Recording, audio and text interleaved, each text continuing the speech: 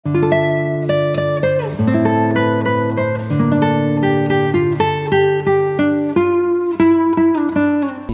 dengan konten-konten informasi, ilmu pengetahuan, motivasi, dan pembelajaran online. Assalamualaikum warahmatullahi wabarakatuh. Jumpa lagi dengan kami, sahabat sekolah.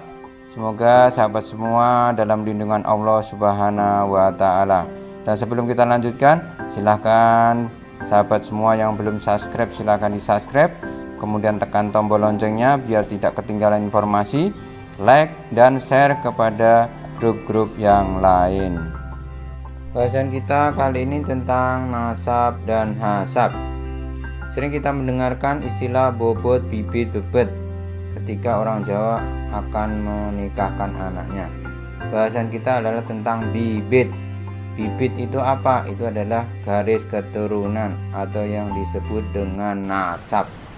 Maka pentingnya kita mempelajari nasab adalah salah satunya adalah kita biar tahu siapa keturunan kita.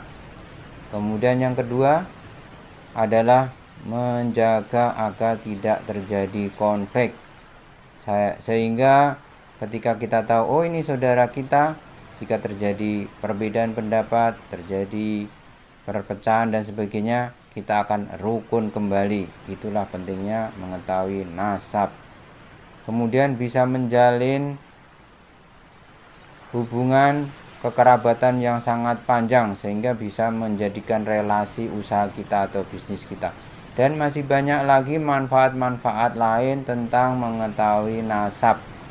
Maka silahkan sahabat-sahabat sekalian untuk lebih mendalami pentingnya belajar nasab, karena sangat penting.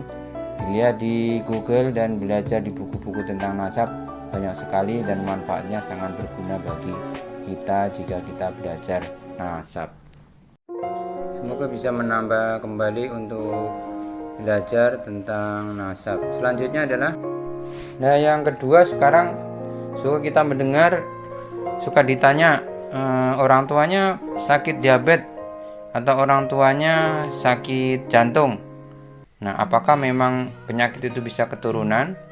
Nah, inilah yang dinamakan dengan penyakit keturunan. Ataupun walaupun tidak semua orang seperti itu, tapi indikasi itulah yang suka ditanya oleh dokter.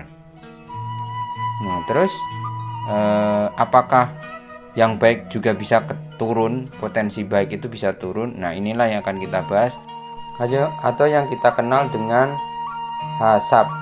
Maka menurut Ustadz Budi Azhari menyampaikan bahwa di samping nasab ada hasab keluarga yang juga perlu kita pertimbangkan.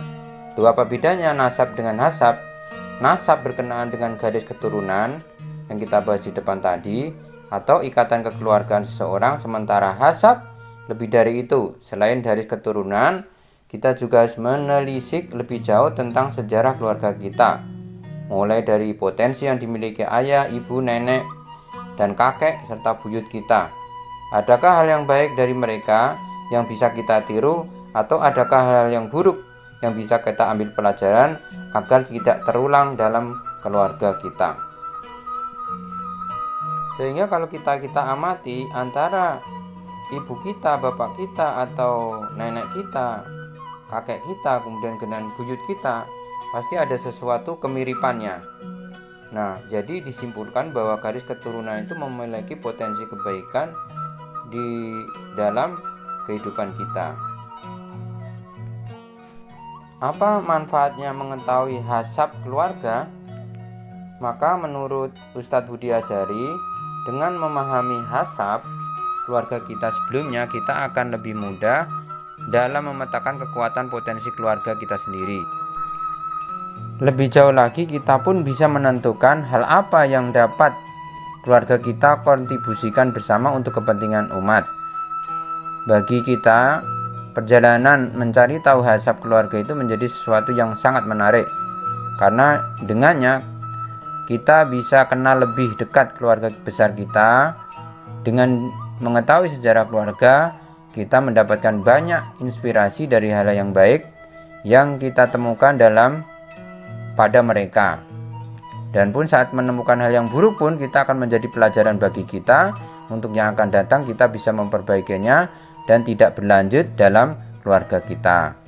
Dan banyak sekali ibro dan contoh pelajaran yang bisa kita ambil dari kita mempelajari sejarah keluarga kita yang masa lalu, dari sisi baik maupun dari sisi yang buruk.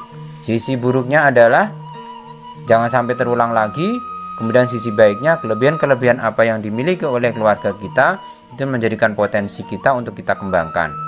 Ya, sebagai contoh umpamanya potensi yang dimiliki orang tua kita itu dalam bidang pertanian, ya berarti kita punya potensi dalam bidang pertanian, menjadi insinyur dan sebagainya, atau menjadi arsitek dan sebagainya kalau orang tua kita seorang tukang umpamanya. Ya, atau seorang pedagang, berarti orang-orang tua kita itu sukses dalam berdagang, berarti anak-anak kita atau anak-anak turunan kita punya potensi untuk menjadi seorang pengusaha yang sukses, seorang marketing dan sebagainya. Atau mungkin orang tua kita seorang ustadz atau seorang guru, ya berarti kita punya potensi menjadi seorang profesor, doktor dan sebagainya. Nah, dari itu kita bisa menggali potensi-potensi itu, kita belajar kepada keluarga kita dan orang-orang tua kita. Maka mulai sekarang mari kita sama-sama untuk belajar, anak-anak kita, generasi muda kita, jangan kita mengabaikan belajar tentang nasab dan belajar tentang hasab, karena itu potensi yang harus digali. Dan bukan hanya sisi jeleknya punya penyakit apa. Kalau penyakit diabetes berarti dihindari hal-hal gula, penyakit jantung dihindari yang macam-macam. Tapi kalau yang positifnya adalah kelebihan-kelebihan dan kesusahan-kesusahan keluarga kita gali kembali. Semoga kita menjadi orang-orang yang sukses dunia dan akhirat. Terima kasih.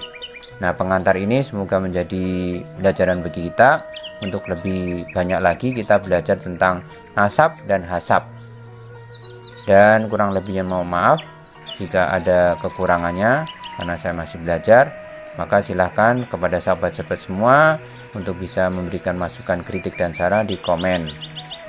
Ya, ditunggu komentarnya dan masukannya, sama-sama kita belajar tentang nasab dan hasab. Satu lagi ada ungkapan buah jatuh tidak jauh dari pohonnya. Nah, berarti betapa pentingnya kita belajar tentang nasab dan hasab. Semoga konten ini memacu kita untuk lebih belajar, kemudian memberikan informasi kepada anak cucu kita untuk lebih memahami tentang hasab, nasab dan hasab, sehingga sangat bermanfaat bagi generasi-generasi yang akan datang. Terima kasih, semoga bermanfaat. Sebelum saya akhiri, jangan lupa yang belum subscribe, silakan di subscribe, tekan tombol lonceng biar tidak ketinggalan informasi dan konten-konten selanjutnya.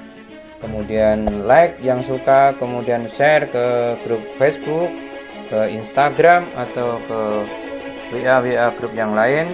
Dan berjumpa kembali dengan konten-konten yang lain di Sahabat Sekolah.